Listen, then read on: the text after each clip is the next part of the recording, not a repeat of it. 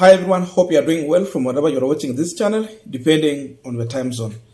Now, last week, Azimio la Umoja managed to have a well-organized, successful, super amazing rally in Busia County.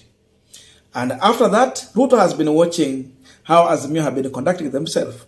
So, from Nairobi, then to Lower Eastern, and then Western. So next they had announced that they will be going to Kisii. Then after Kisii, of course, they will be in Kisumu. Something that did not go well with William Samoei Ruto. Because Ruto was anticipating that Azimio might end up crashing because of maybe competition of interest. But definitely they are well organized. And if you look on the crowd, it is huge. And it is very clear that youth are here to listen to Raila Amolo Odinga, because then it is Raila Odinga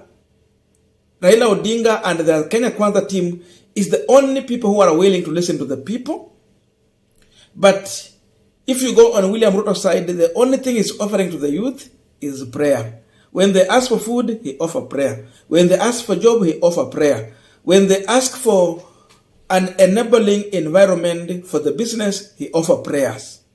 So they are tired with William Ruto, but seemingly the only savior they are seeing, it is Raila Odinga here, who can solve their problem.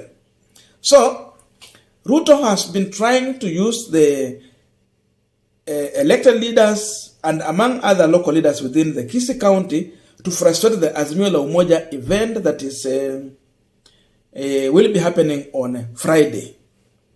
Of course, at one point it was postponed. So people like Ongwaya and the team, they have been there and they have been like, oh, sisi watu wa Kisii hatutaki maandamano, tunataka maendeleo. Raila hakuitisha maandamano, but you see they turn it into a maandamano thing. We are not ready to be in opposition, we want to be in the government, we need maendeleo. But the youth have come out with a message to William Samoei Ruto.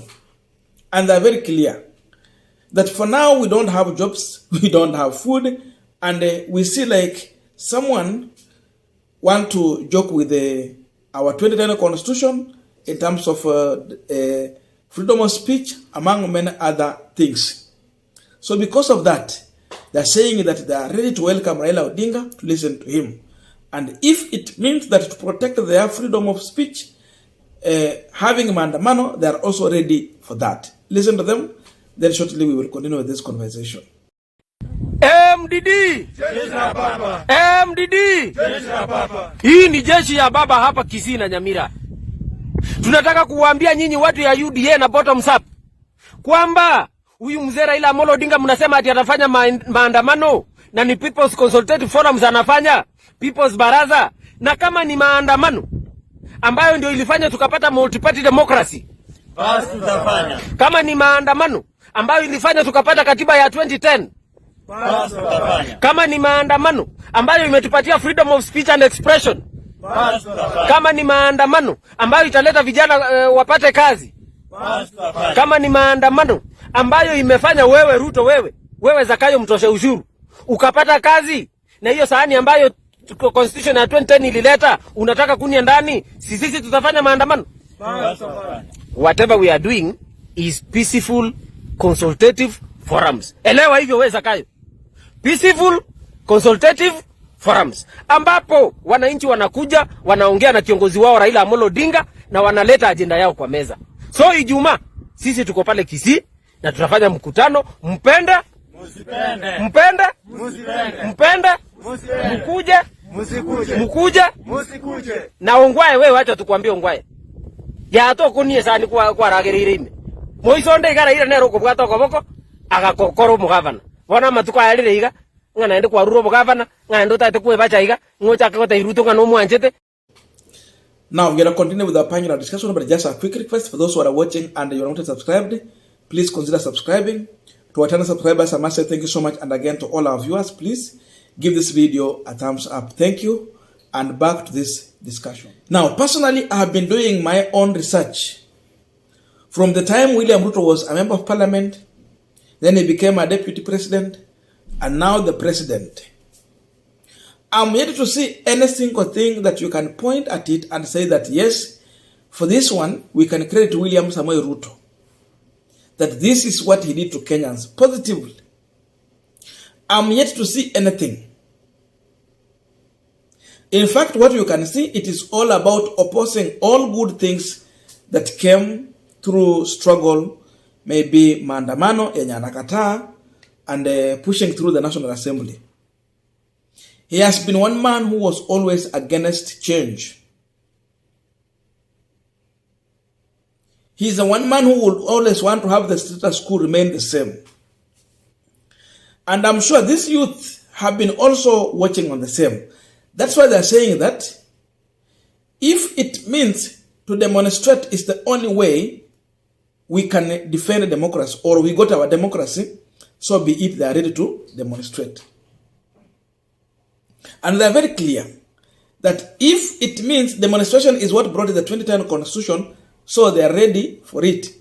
And remember, this 2010 Constitution came with a lot of goodies to Kenyans. Number one, this is what gave birth to devolution. And because of devolution, some parts in this country have been able to get equal share of revenue to develop. Tuko na areas zingine hii Kenya, kama ingekuwa ni devolution, hawangekuwa hata wameona barabara ya lami. Never. But because of devolution, they have been able to construct their own road, well carpeted na lami. But ilikuwa tu ni Maram Road. We have some areas they could not even manage to have their proper equipped hospitals. But when devolution came, these areas have been able to enjoy that privilege. Now they are having good hospitals. They can now even employ their own doctors. We had areas, even when it came to the issue of recruitment. For example, if it is teachers, if it come to police, army, and all those, it used to go to one area. Until even their language and the accent, it was from one region. Kalenjin. Hakuna haja ya kudanganyana hapa. But now, when they do recruitment, they are going county by county. Okay? So mtu asikudanganya vile walikuwa nasema, sijui tunaleta 70% ya it cannot happen that way. So it is all about the 2010. 2010 is an equalizer. William Samoei Ruto is a beneficiary of the 2010 Constitution, something that he opposed. When he was serving under Uhuru Kenyatta, there was no way Uhuru would fire him, because his position as a deputy president was sealed in the 2010 Constitution. It was well protected. That's why they are saying that you enjoyed 10 good years courtesy of the 2010 Constitution. So if it means going to maandamano to get what we want, so be it. Because after all most of the good thing we have enjoyed, they came through maandamano. Because seemingly, the only language this government and the previous, the Moi regime understood, it was maandamano.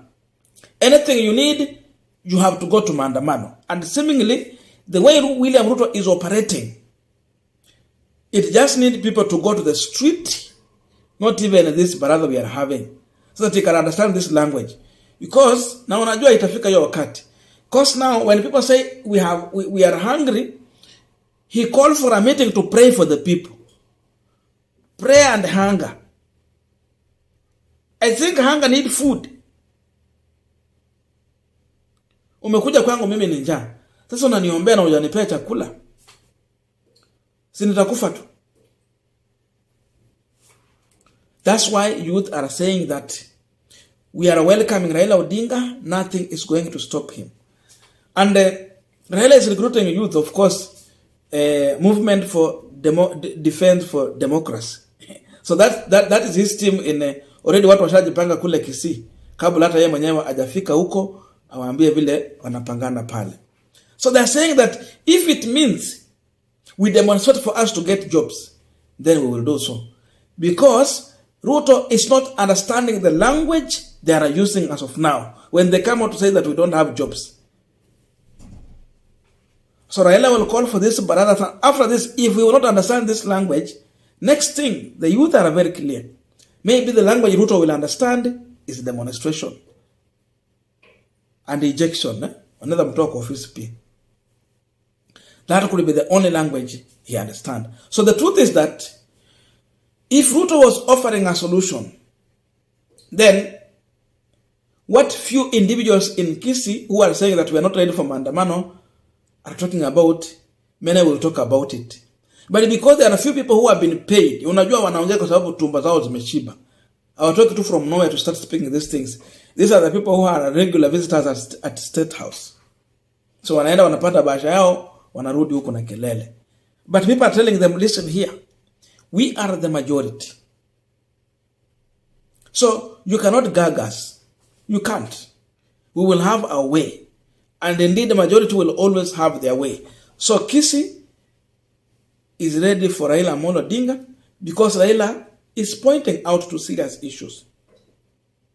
When Raila talk about high cost of living, who has that mandate to make life affordable for everyone?